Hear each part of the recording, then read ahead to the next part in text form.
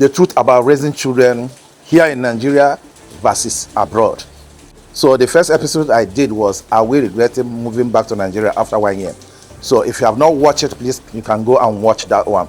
So, and as I said today, the truth about raising children here in Nigeria versus abroad. So when I say abroad, I'm talking about Austria. This is where I have my own experience, so I don't know about any other places. So I will have to start with raising children abroad. Now, I remember the first time I moved my family from Nigeria to abroad. There is that feeling that my children are now in the safer hand. There is that feeling that my children will be schooling in the best school around the world. There is that feeling that my children are now going to be trained to become successful. There is that feeling that now that my children are in abroad, they are already made. That's children that I dreamed of having. So that was my feelings then. You know, everything is feelings when you are about to do that. Until when you are inside, then the reality will come up. Yeah, in Austria, your right is limit. There are things that you are allowed to do with your children. There are things that you are not allowed to do. Let me give you an example. Your children, they can say, Mom, I don't want to do this. And if you want to force them the way we do here in Nigeria, it's going to be a problem. And in Austria, children are protected in the sense of if a child said that I don't want to live with my parents anymore, the government will take over. So this is their right. They have so many fundamental rights in Austria. And you can imagine when your child will decide to tell you what he wants to do and what he doesn't want to do. And you yourself as a parent, all you need to do is to talk to him, talk to her, make her understand the reason why this is not good for her or this is not good for him. And if that child insisted, you don't have authority to say, yes, you must do that. It's not allowed. Please, I remember one incident. Chimobi closed from school. That was around 4 years ago. Chimobi closed from school. I was working then. He closed school normally that time, 1 o'clock. So 2 o'clock, he wasn't back. 3 o'clock, he wasn't back. 4 o'clock, he wasn't back. And I was at work. So my wife became worried. And that was when they were at least 2 years in Austria. So my wife became worried. So she called me. So when she called me, you can imagine when you are working, you know, I was working as a security. So when you are just standing like this, your phone ring and you pick your phone, you are not allowed to pick your phone. But I picked my phone. I saw it's my wife. So she kept calling. So I had to pick. And she said, Chimobi is nowhere to be found. I said, wow. So I said, what happened? She said that he left for school and up to now, he's not yet back home. And then I checked, it's around 5 o'clock. So I told my supervisors, I told them that I am looking for my son. My son is not yet back from school. And normally he's supposed to be at home around 1:30 p.m. Well, highest 2 p.m. But this is 5 o'clock. He's nowhere to be found. And there is no phone to reach him. So they said I should just calm down. I should calm down. I said, okay. So 6 o'clock, my wife kept calling. And my work is still around 11 in the night. So the only thing I have to do is I told my supervisor, I think I have to go home because I need to know what is going on with my son. So they said, okay, I should calm down. Around 7 o'clock in the night, my wife said, Chimobi is not yet back.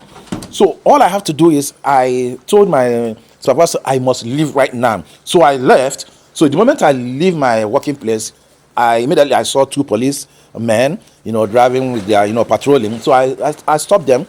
I told them my worries. This is what is going on. My son left to school and this is 7 o'clock and he's not yet back. So please, what do I do? They said, okay, I should give them the name. I give them his name, his date of birth. And they said they will put it on their system, but they cannot do anything until after 24 hours. So I should just go home, wait until after 24 hours. If he's not back home, then they can start searching.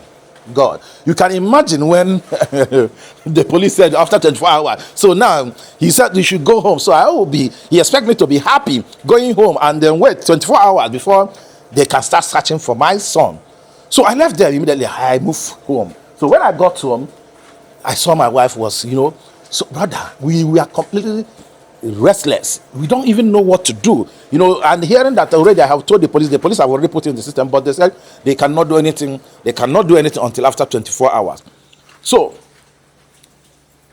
before you know it, after I got home, I think about 1 hour, 30 minutes, around 8 o'clock in the night, Chimaobi came from nowhere.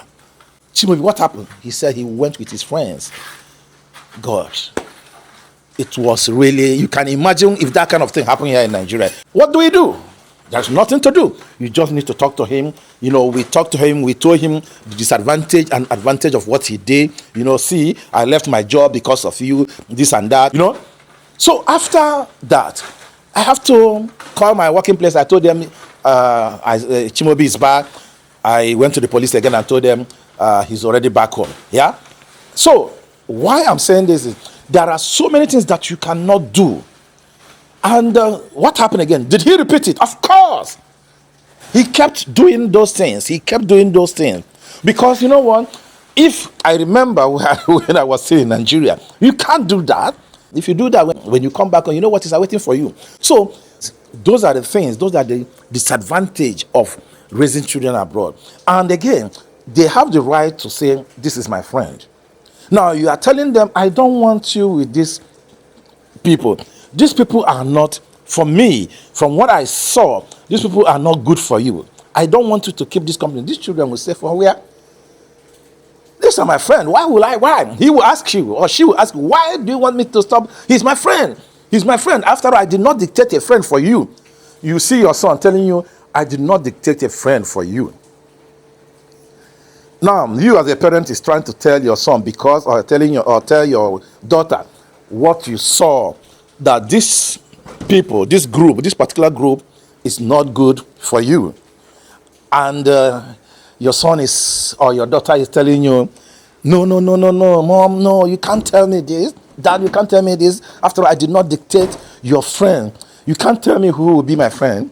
Yeah, I understand your worries, but mommy, no, we are good. Mommy, don't see it that way. We are good. And there is nothing you can do.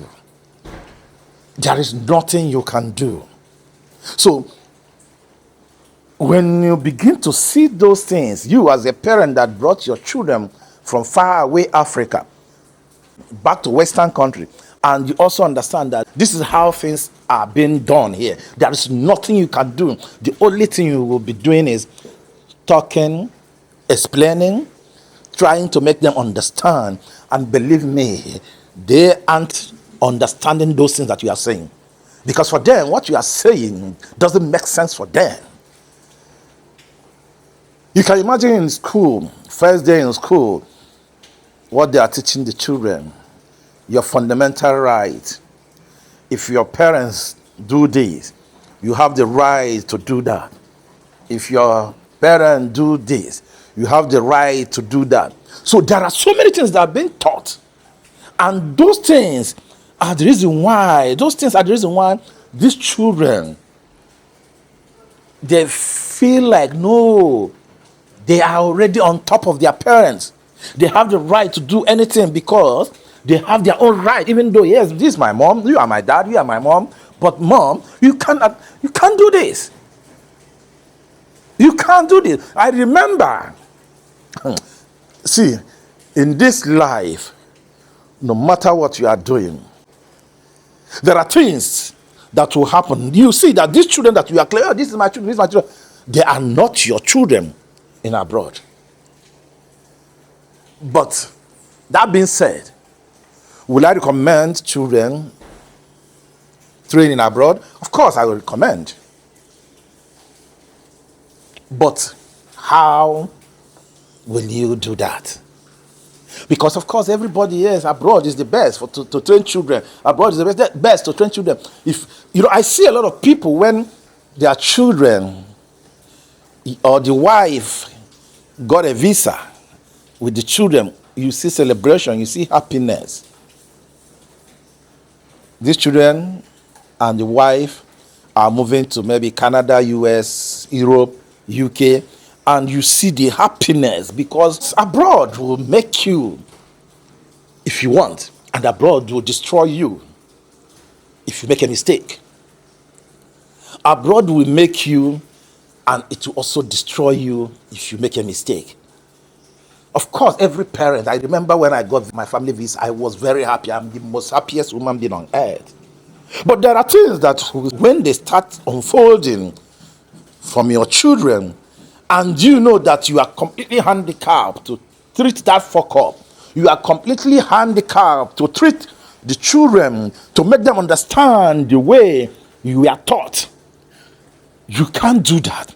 That's why you see so many children in abroad, especially children that we have brought from Nigeria there, children that Africans, children there. When you see some, you shake your head. You said to yourself, God, why? God, why? See, I'm talking about raising them in abroad versus raising them here in Nigeria. After we move back to Nigeria, so this is total different circle, total different culture. Everything is done differently from what they were used to in abroad. So here now, you can easily tell your child, Chimobi, this is Nigeria. I don't want you with this person. This person, he doesn't have any choice. When you see that there is a red flag between him and the children, those cliques that he's following, you have every right here in Nigeria to say, Chimobi, you are not allowed to follow this person. I don't want to see you with these people. He doesn't have any choice. He must accept it. You see the difference now? In abroad, you told him in abroad that he's not allowed to. He will ask you why. You say, no, because these people are not good for you. Mom, you can't tell me. They are very good friends. They don't have any problem. They are the best people I have ever met. But here in Nigeria, Chimobi, these 2-3 people, I don't want you in their midst. I don't want them here. And Chimobi will not even ask you why. Because already he knows the reason why you said it. And he knows it. Even in abroad, he knows the reason why you said, don't want him in the midst of these people. But he will ask you why. Because the mentality is he has the right to choose friends. He has the right to say no. He has the right to say, Mom, no, I will not take this. But here, he doesn't have the right. Here in Nigeria, here in Africa, he doesn't have the right to say, no, Mommy, I must do this. These people are my friends. You cannot dictate to me who will be my friend. He doesn't have that right. So when they came back here, Chimobi now, he started keeping some friends. I called him. When I saw red flag, I said to him, Chimobi, this person, I don't want you in their midst. They are not allowed to be your friend. Chimobi did not ask me why. He did not ask me why. Immediately, he need to put it in practice, which is difficult, of course. When you are already used to friends and then your parents from nowhere will say, no, these people, no, I don't want them. There's nothing you can do. You have to start putting it in practice, which will take time. But you have it in your mindset that these people, your parents said no, they don't want them. So you have to limit the way you connect with them. Now, in Nigeria, your child cannot see your uncle or his grandma or your friend and call them, James, how are you? No! It comes with uncle, good afternoon. Auntie, good afternoon. You can't see your brother's father and then, hey, Mr. James, how are you? So those are the things, the advantage that comes with here in Nigeria. What about schooling? Here in Nigeria, the school system is totally different from what they are used in abroad. In abroad, they are teaching them, you have the right to do this, your parents don't have the right, you have the right for this, you have the right for this, your parents don't have right to force you to do things, your parents, when they do something like this, call police, when your parents do this, do that, this and that, you are this, you are that. This is abroad. But here in Nigeria, they teach you culture. They teach you that your parents are the most important people in your life. Your parents, you must obey. Look at it. You must obey. There's no you must obey. There is, your parents is your parents. You have to choose what they tell you. They are not allowed to force you. They are not allowed to tell you what to do. They can only, advise you. But you have to know if you want or not. Now here, you don't have that teaching here. A parent has to advise you. No, your parents, You must obey your parent. Now, how do you greet your elders? They teach you in school here. Good morning, uncle. It's already there. So there are fundamental, which is the basic, which is why we are what we are today. This is why I can see someone who is older than me and say, good morning, sir. This is why I can see my uncle and say, uncle, good afternoon. Because this is the fundamental, this is the society we are living, this is our culture. And here also, the children learn from the society that there are things you are not allowed to say. You don't have any right. You can't hear somebody in Nigeria here, a child in Nigeria telling you, yes, I have right over my mom. My mom cannot tell me what to do. A child cannot say that. Because the way they said, anywhere you live, the society you live, shaping your thinking. And the society you live will make you or break you. So the truth about raising children here in Nigeria versus abroad.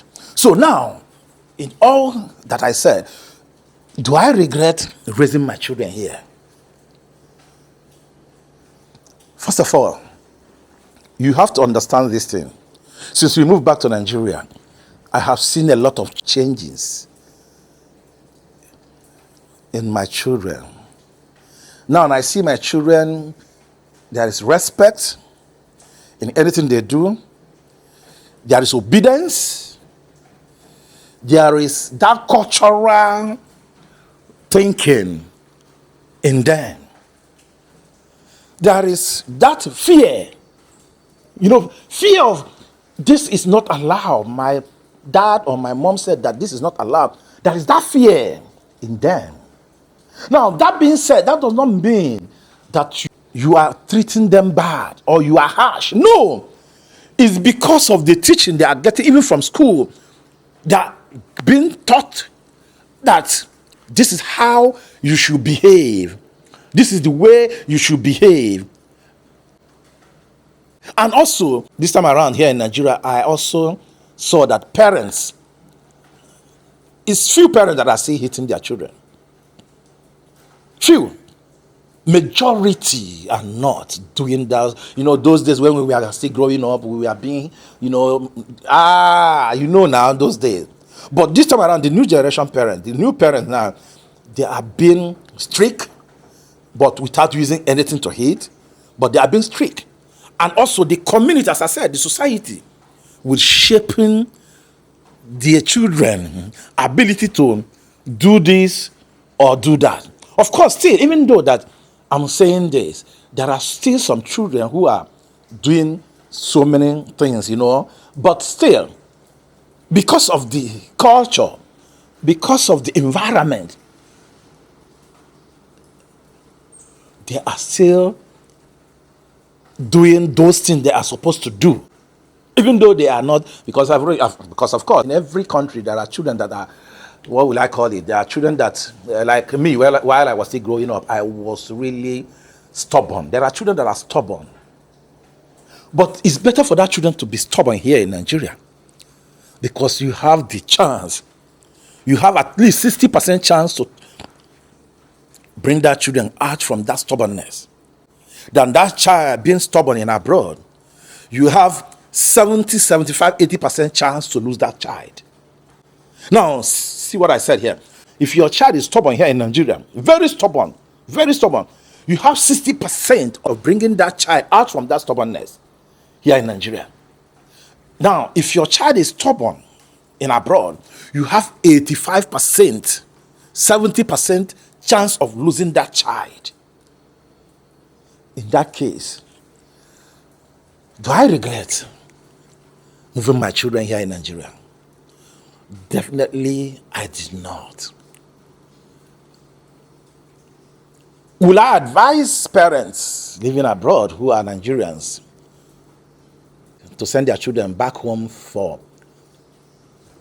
that cultural, that parenting teaching, that society teaching, for respect, for obedience? for that child to understand that, you know what, this is not America, this is not Austria, this is not Canada, this is not UK, this is total different system. This system don't favor me as a child. Instead, it favor my dad, my mom. This system is not a system where, you know, I want to show muscle with my parents. No, you can't show muscle with your parents in this system. This system gives your parents power to oversee whatever you are doing. And to be honest, as I said before, did I regret? No. Will I do the same decision? Yes.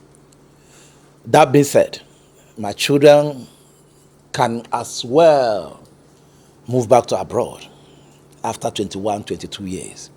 That is our decision. I know that a lot of people will be like, why will you do that? You know, you are destroying these children's potential. Who told you that? Who told you that? So Dangote he left Nigeria when he was a child. No, Obasanjo them. All these successful people, Ibeto in my village, no, he left this country to abroad for him to become Ibeto because Charis. Adet Otadala them. They leave this country at tender age. All you have to understand is everything is choice. The way you make your bed is the way you lay on it. If you decide that you want to make your bed jaga jaga, you will lay on it jaga jaga way. I understand it's a very difficult thing. This decision is very, very difficult situation or decision to make. Decision of sending your children back to Nigeria to study. Sending them back to Nigeria to, understand those culture. It's a very difficult decision for parents to make. But I know that 70% of parents living abroad, so many people now start talking about what I'm saying, that, forget this, but let me quote me here. 70% of people living abroad want to send their children back home to learn this thing that I'm saying. But some are afraid of unknown. Some are afraid they don't have anybody who can help them out. Some are like, no, I really want to do this, but, God, what if? Since I moved back to Nigeria, so many parents have moved their children from America, from UK, from Europe.